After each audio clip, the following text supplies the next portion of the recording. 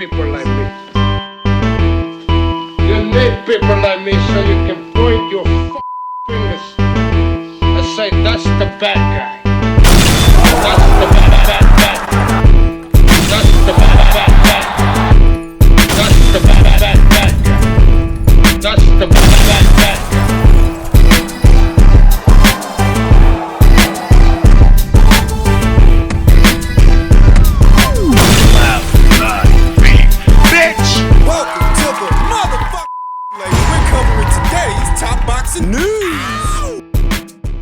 Okay, we'll start with this. It would be good. Ben Whittaker is open to fighting Anthony Yarde. Ben Whittaker is currently slated for his next fight against Popeye Rivera on June 27th, and looking ahead to the fight, Whittaker talks about fighting stateside, training in Ireland, and shares some thoughts on upcoming fights and opponents he'd like, including Anthony Yarde. Whittaker on training with Andy Ree in Dublin. Camp is camp. Dublin is nice. It's not distractions. The gym's like 10 minutes away, and the only other thing around here is a Tesco and the beach. So it is nice. It's what you need. I'm around good fighters, Andy's a good coach. He's been there and done it himself. So this part of my career, I'm learning a lot and enjoying it. On wanting to fight Anthony Yarde. I think that's a very good name. I've got a lot of respect for him. He's done good things. But I think I beat him, and it would be a good fight. Young pup versus older pup. It would be good. On a potential fight with Dimitri Bivol and David Benavidez. It's a good fight for the division. I don't know if it will happen because Benavidez looks big, man.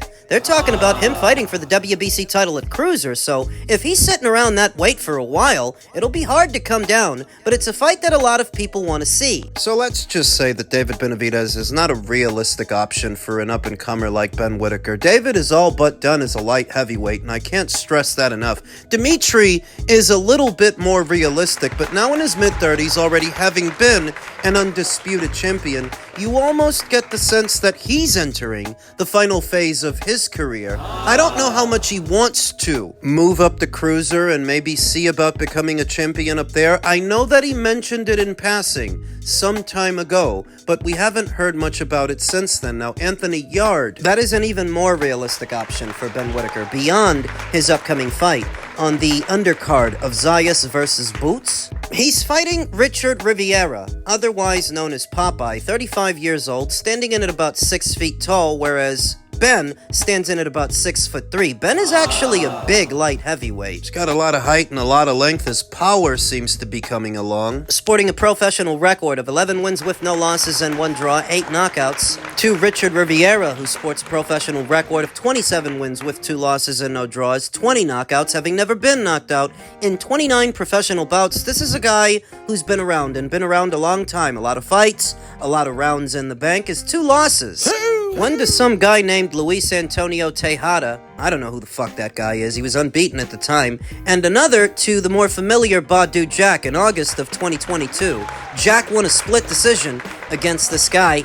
Goes on a winning streak for 4 fights, then loses to Luis Tejada. He's since rebounded off that loss to Luis. He's on a 2-fight winning streak now. The problem is, he hasn't fought since January of last year. So the night of the fight with Ben, later on this month on the 27th, it will have been well over a year's time from Richard's last fight. He's going to have ring rust to shake off, but at this point in Ben's career, this is the kind of guy that he's supposed to be fighting. Believe it or not, this is a bit of an acid test for Ben. He's only got 12 fights. And remember that he needed 2 of them for a decisive win over the likes of Liam Cameron. I understand that when it comes to these Olympians like Ben, much is expected. People do expect them to move a little bit faster than your average Joe. But that is what he's doing, fighting somebody like this that has a lot more fights, a lot more rounds in the bank than he does. Richard Rivera is a solid acid test for Ben Whittaker, and so would Anthony Yarde. He'd be a solid acid test too. Ben started out on the boxer side of things when they still had a Sky Sports deal. He's since migrated to Matchroom, and now that he's there, I do feel like he's in better hands, better care.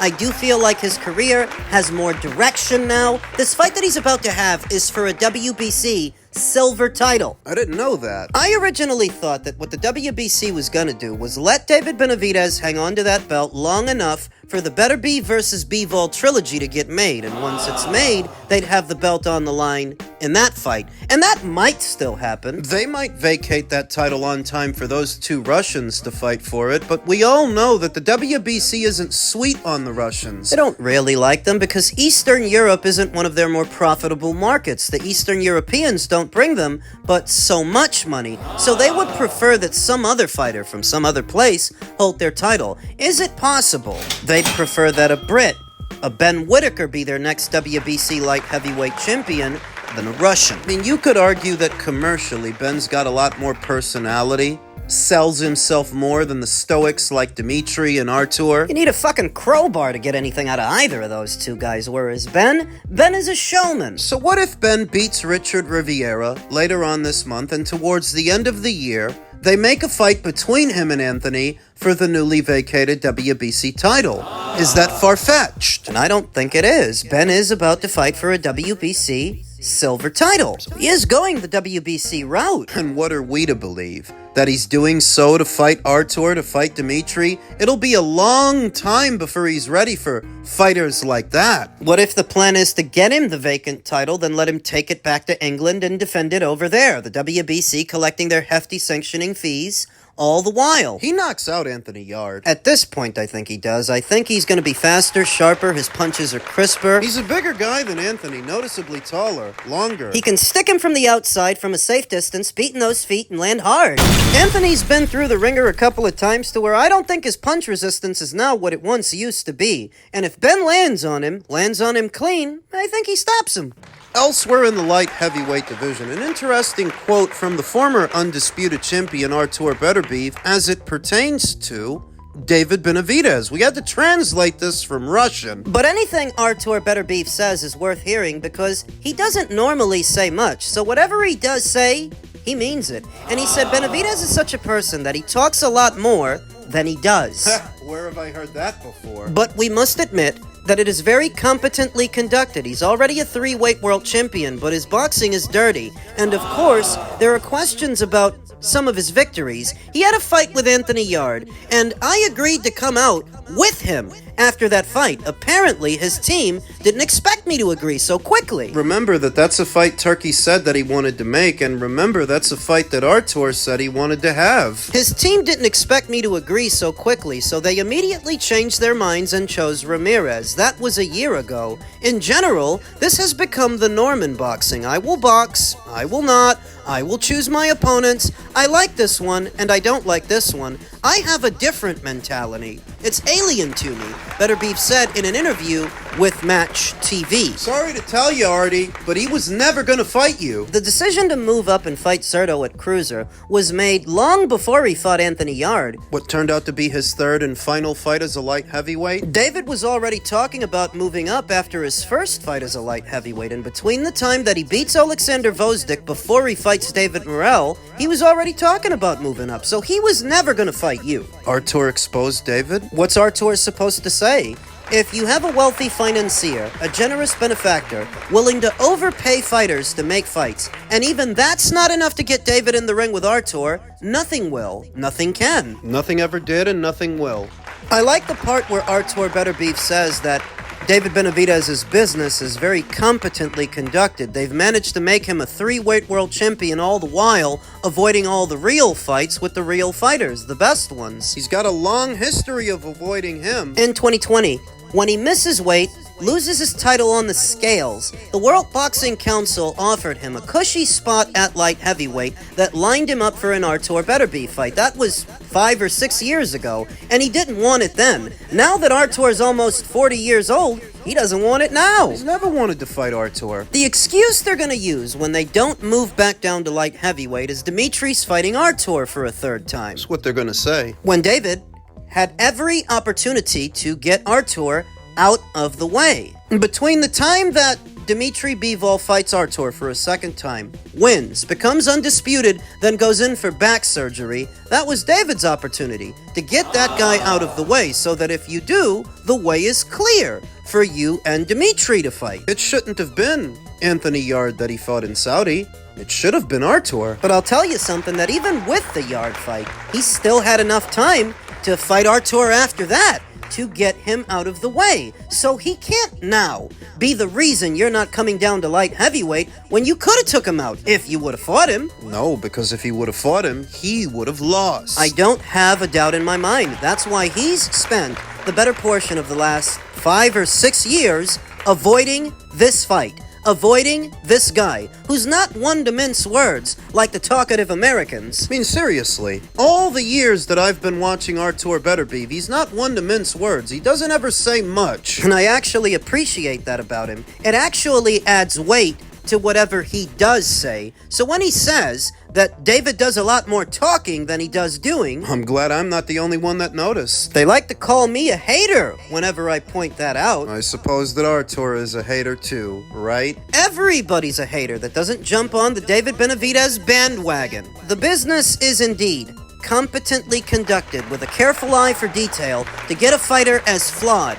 and as simple as a David Benavidez to become a champion at 3 weights, all by avoiding The best fighters. Yet there's still a rabble of individuals that will say almost anything to talk up David Benavidez, almost anything to put him on a pedestal. Veteran trainer Robert Garcia recently said Benavidez would beat Usyk if he moves up to heavyweight. He expected Alexander Usyk to dominate Rico Verhoeven at the Pyramids of Giza in Egypt, and to be fair, practically everyone did. Verhoeven might be a legendary kickboxer, but the 37-year-old Dutchman had just one professional bout prior to facing Usyk, that second-round stoppage win over Janos Rivera in 2014, who was 0-5 heading into that fight and hasn't been seen since. Didn't seem like it would be enough to give Verhoeven the experience he needed against the Ring Magazine, IBF, WBA, and WBC heavyweight champion, but with him giving Usyk all sorts of issues before eventually losing via controversial 11th round stoppage. Garcia can't believe what he watched.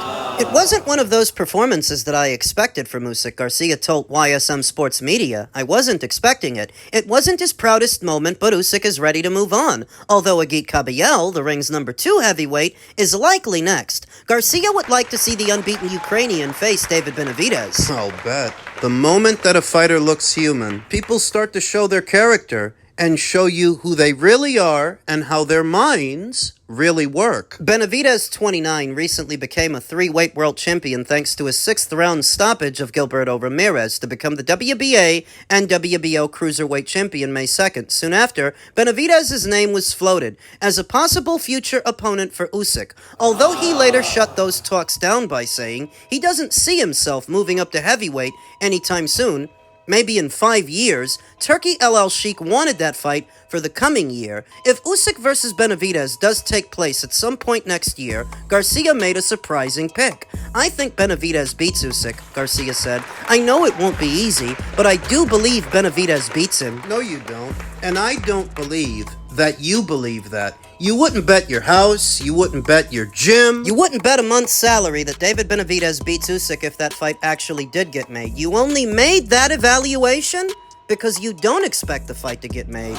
For now, Benavidez has other things to worry about. The Phoenix native still has the WBC light heavyweight title in his possession too. What he wants more than anything is to fully unify the light heavyweight division by beating Dmitry Bivol. At least, that's what the article says, but David's actions, they say something else. Let's establish something. Usyk did look human against Rico Verhoeven, who was noticeably bigger than him. Everybody talks about how inexperienced Rico Verhoeven was as a boxer, and it's not that that doesn't matter, but size matters also, and he was a noticeably bigger man than Alexander Usyk, whereas David Benavidez would not have that advantage. He would not have Rico Verhoeven's ring coverage or Rico Verhoeven's power. You think a guy that size isn't gonna hit hard? David Benavidez would not have Rico Verhoeven's durability because David Benavidez is nowhere near as big a man as a Rico Verhoeven. Opposite the ring Alexander Usyk, he would be the smaller man. Both Usyk and David stand in at about 6'3". That's the tail of the tape, but you can look at them and see who the bigger man is with the bigger bones. The bigger fists, the broader shoulders, the bigger frame. They watched David Benavidez pounce on Zurdo Ramirez, a fighter who used to fight as low as super middleweight, and they tell themselves, oh, this guy's gonna take over the world. He's gonna beat all the cruiserweights. Even when he actively avoids one right in front of them. And he's gonna move up to heavy, and he's gonna beat Usyk. I expect a lot better from the likes of a Robert Garcia, who I hold in high esteem as a trainer, though anecdotally, he's the same as anybody else, with the same biases, Same silliness. who reads the same news that we all do. Alexander Usyk has got maybe 1 or 2 more fights left before he calls it a career, before he retires. He won't be around long enough for a David Benavidez to fight him. David Benavidez, who put a Jai Opetaia fight all the way out there 2 years from now, and that's to fight a cruiserweight. So how much longer would it take him to move up and fight heavyweights? Do you think Usyk's still going to be around by the time he does? Obviously not. So you have to wonder what's really behind Robert Garcia's evaluation when he reads the same news that we do.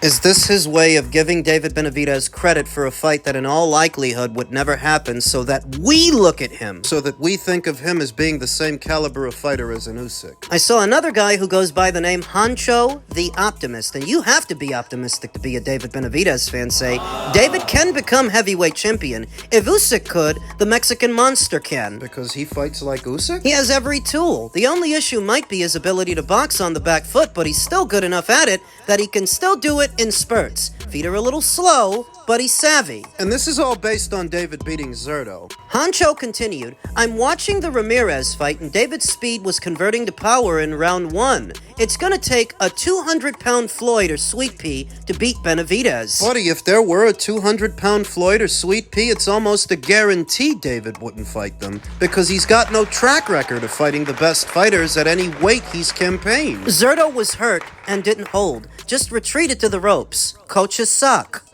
They watched David Benavidez fight an old sparring partner that he's had many rounds with, which is why he was so confident he would beat him. A guy who used to campaign at 168. They watch David pounce on this guy and tell themselves, he beats all the cruisers, he beats all the heavies. If Usyk can do it, then David can do it. These fucking people are on drugs. Call it a domestic scarcity.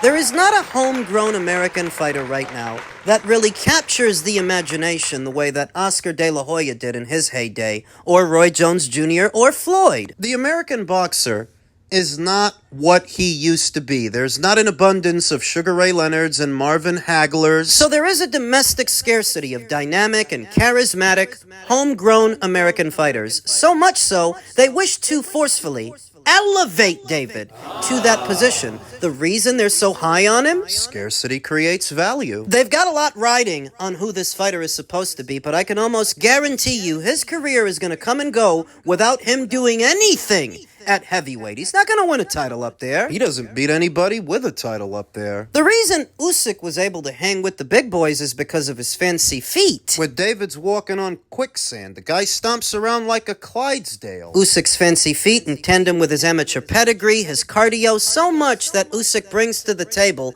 that David doesn't bring to the table. You know, I almost thought this was rage bait from this Hancho guy. And then I remembered that Robert Garcia said something similar, because these people want so bad for David to be better than what he is. They want so bad for him to be thought of like an Usyk or an Inoue. Too bad he's never gonna prove them right. All he's been doing is proving me right this whole time.